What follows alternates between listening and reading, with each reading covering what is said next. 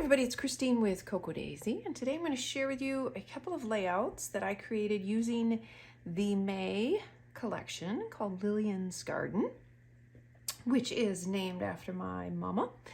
And I wanted to just kind of give you a couple ideas, go through a little bit of the product, and give you a little bit of inspiration, hopefully, on where you can jump off and use the products. Just going to give you a jumping off point.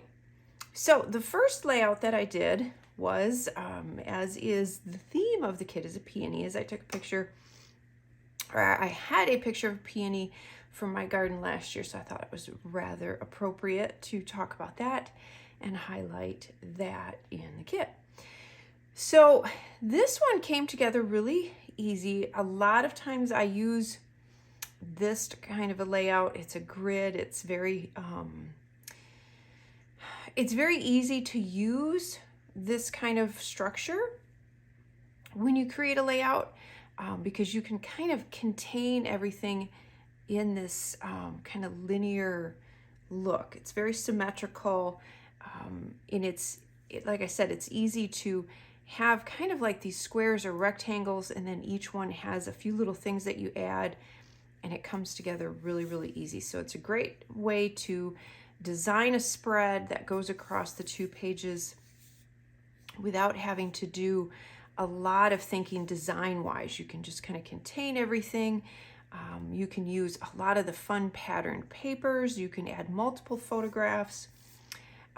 And so I like to do that. Another thing that you could have done if you have a number of photographs, but you don't want to lay them, you want to use some of the patterned papers, you want to use some of the room for journaling, is this adhesive pocket that comes in the kit is perfect for that. So that you could have put here and had a smaller piece of patterned paper, thin wise, but a little bit taller, so it mimics the size of the pocket, and continue that across. And then in the pocket, you could either tuck a bunch of photographs, photograph and your journaling, or the journaling if you wanted to.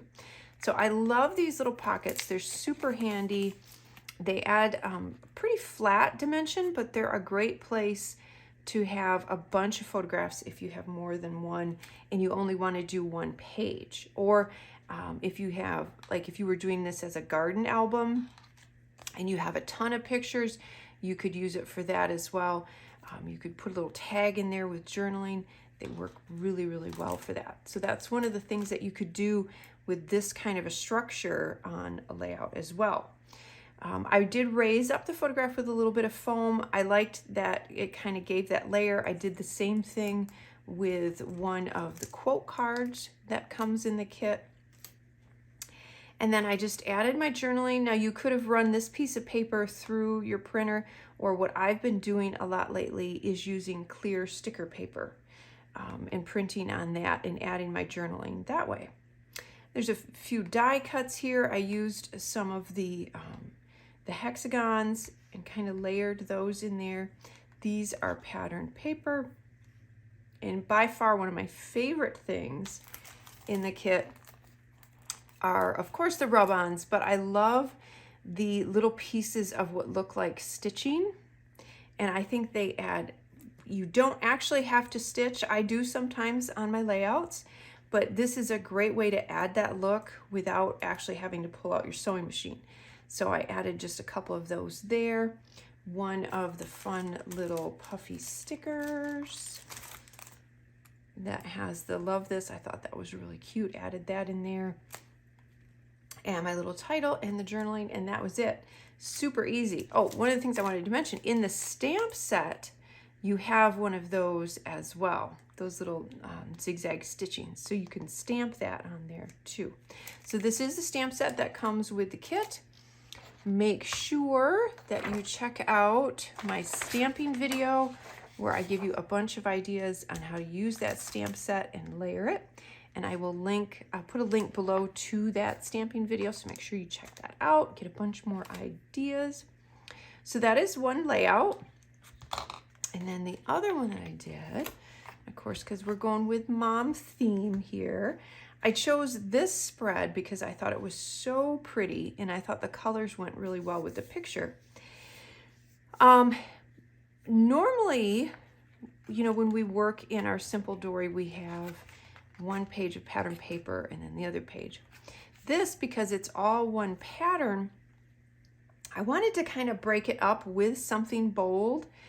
And so I went through and I took one of the Traveler's Notebook cards. So you get these. This was one of those. And I wanted to actually show you, when I put it down, I didn't like the effect of it covering up all of that pretty artwork. I liked having this be all pattern behind the whole spread.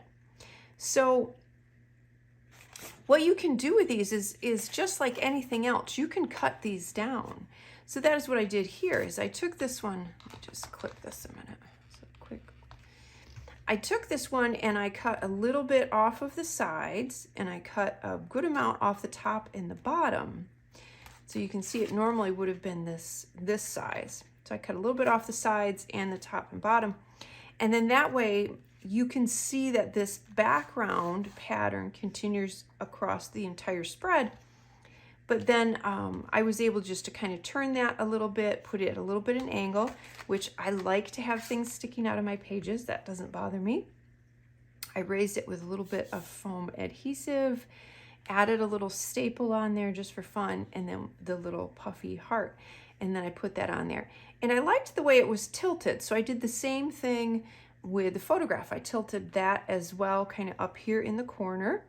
I layered a couple of die cuts on there, added the little puffy "Home is where your mom is" sticker, and then I used the puffy alphas for the title. And then again, I used one of the little stitching rub-ons, just layered it right over. It's the beauty of rub-ons. They'll rub on just about everything, even layers. And then I added my journaling with some of the sticker paper that you can print on. So I could have added, I could have stamped a little stitch on there as well. But I had another rub-on, so I added that, and then I just layered that there. But another thing that you could do is you could rub on, if you wanted to increase the layers on this. My style is not a ton of layers. My style is a little bit more simple and clean. But one of the things you could have done is, like this eucalyptus leaf here, you could have rubbed that on a scrap piece of paper and cut that out and then layered it for some more dimension, had it kind of poking out from behind here. I did do one rub on here just to kind of add a little bit more of that greenery up here. So I added that one there. Once I had this down and kind of figured out where I wanted it, I did add another one. I could go in and add more, or like I said, any of these you could rub onto a scrap piece of white cardstock and fussy cut them out and use them as regular die cuts. If you wanted to, if you didn't want to use the ones from the die cut pack. So that's another way that you can kind of keep that whole look going, and then use your Traveler's Notebook cards and use them in a bit of a different way. You don't have to use them as a full page. You can always cut them down. Like this one, you could cut down and turn that into a stripe down the page, which would be a really neat way to layer that as well. And another thing, if you have a kind of following with that idea of how we went across the page and how we're trying to create a whole spread, another thing that you could do is, if you have a section like this that is all blank, you can do the same idea of running across. You can literally take a whole piece of pattern paper. You're going to want to cut it and then adhere it down, and you could run that completely across the whole page. You can leave it that width. You can make it thinner like the other one was. So, I mean, already you've got another layout. If you did this, if you cut that down into a strip and then you ran the photographs, there's a whole nother layout just like that. So it's a neat technique to kind of bring that across and create it into an entire spread. So that is a look at a couple of the layouts that I created using the May collection, Lillian's Garden, in the Traveler's Notebook Memory Keeping Kit.